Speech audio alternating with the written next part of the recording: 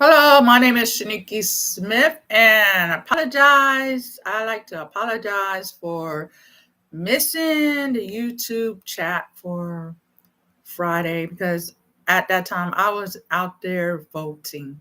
And I hope that all of y'all had a chance to go out there and vote. And whoever wins, may the best lady or man win. Whoever wins, I don't think it's going to be chaos or anything big happening in our economy or either overseas, because I feel like everyone's eager to move forward for to prepare for 2025, for hopefully new things that are coming up, new businesses, and getting our economy back and moving, and getting more jobs out there and people going out there basically living their life. As far as the immigrants that are that are in the United States, I hope you get a chance to experience the United States and everything. But as far as like wanting to live in the United States, I hope that our government and our mayor and all of them will come together and make room for individuals who are able to stay in the United States, and you know consider this a, a good place for you to start over and move forward from whatever situation that happened to you when you decided to make the United States your home.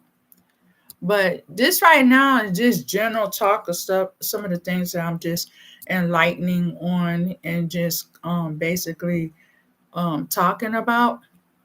It's not too much going on in my state. It's just right now everybody's just voting and just seeing how everything's going to play out. But I know y'all been hearing things in the news, like stuff like some of the people that we have like issues with in these foreign countries. You're hearing that if this certain person if this certain person wins or this certain person wins, they're gonna do all types of things to the United States. I doubt it, because everyone's in position where they want to move forward, and I don't think by having war that it's going to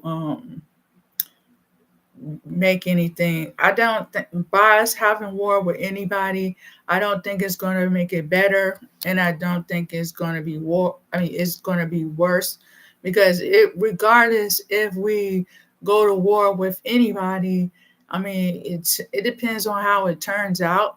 But regardless if we go to war, or whether we win or lose, it's still going to be the same thing. It's war, war, war.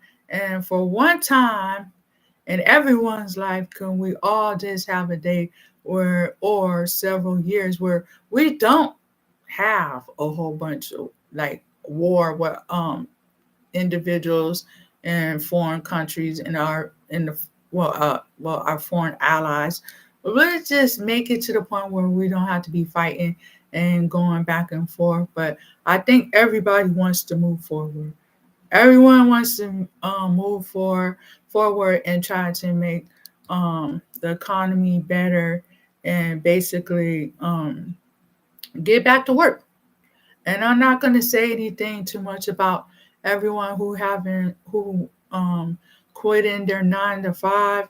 I just feel like if you're going to quit your 9 to 5, kind of have you some backup to last for a long time, because no telling when you might get a job, the way things are going. And make sure if you have like support, that they're able to support you, and there's not going to be a whole bunch of argument and fighting and fighting back and forth, and y'all be like, oh, I'm about to cut you off. Leave me alone. I'm tired of this same old stuff. I'm going to cut you off. Just try to learn to get along and basically help each other the best way you can. But at the same time, be careful because there's another situation that's happening in our economy where people you know that you probably known forever, ever, or 20 years, 10 years, it could be family or friends.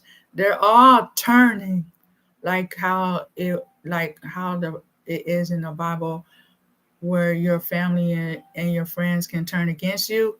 Well, like right now, this is like something where it sounds like your family and friends can turn against you, mainly because how our economy is going. And a lot of people are experiencing that. And I mean, like, getting to the point where nobody wants no contact with each other because of what's going on. And like, be careful who your friends are because there's also situations where friends are getting set up by friends to the point where they're basically eliminating your best friend. So let's just say you were hanging with a group of friends, and let's say John and Sue have $50,000 in their bank account. And so Mark and Steven decide to set them up and take their money.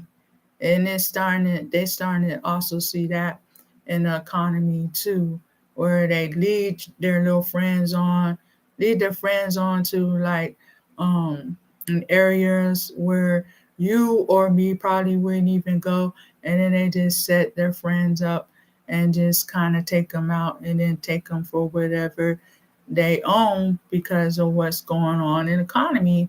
It's really bad. It's a shortage as what they're saying, but in some places, individuals won't see the shortage if you have people in these businesses, like such as Costco, Safeway, or Walmart. They try to prepare their store so their customers won't have to do so much worrying when they come in about, oh, is that peanut butter going to be there? Is that jelly going to be there? Is that butter going to be there? Or I'm going to have to wait another 3 to 4 weeks in order to get milk and cheese. Like, I give it to some of these stores for like being prepared and having like everything that you need when you go in the store. And sometimes you might have to, save a little bit of money and save it for all your favorite things that you know that's going to sell out every time you go to the store, and like set that money to the side. So like, if you didn't get olive oil last month when you went grocery shopping, then maybe it'll be there this month. So when you go in the store, if you didn't buy the olive oil like last month, now you can buy it for this month, and now you have two. So don't don't miss out what you're supposed to have in the past, and then all of a sudden it's leading to a situation for what you need in the future. So what you didn't have in like last month, make sure you have this month so it can cover for probably the next 2 other months. So basically, that's how I see it. And so I'm not going to elaborate and do too much talking on what's going on, but I will close this out and say don't forget to vote and stay safe out there. And also, I will see you tomorrow on Sunday to talk about AI housing. I don't really want to talk too much about that because I know a lot of places in our economy is getting everything, trying to get everything together.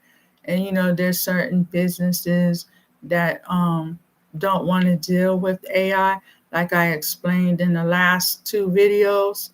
And so I can understand, but it's getting to the point where you have to know the information, especially if you're a person who's going into business, and because you might be linked up let's say you're a grocery store and you have AI, and then you got two other stores that don't have AI, and basically, if it's AI is probably set up to the point where other stores have to have AI too. And so the other two stores, if they don't have AI, then they kind of miss out on just about anything. Like if they're having a different way how to deposit money, because it's not somewhat, if you want to think about it, no longer safe to keeping money in the store, like in the cashier register when you go to work and stuff. It's like no longer safe, because you see what's going on in certain states where a lot of people just walking in the stores and just grabbing and stealing, and then stealing from the customers. They're taking their money while they're just shopping in the store, or going up to the cash register and just taking the money out the register and just going on without their way. But this is Shaniki Smith. And until next time, I will see you on Sunday, and we'll talk a little bit more about AI. And again, once again, don't forget to vote. Take care and have a good night.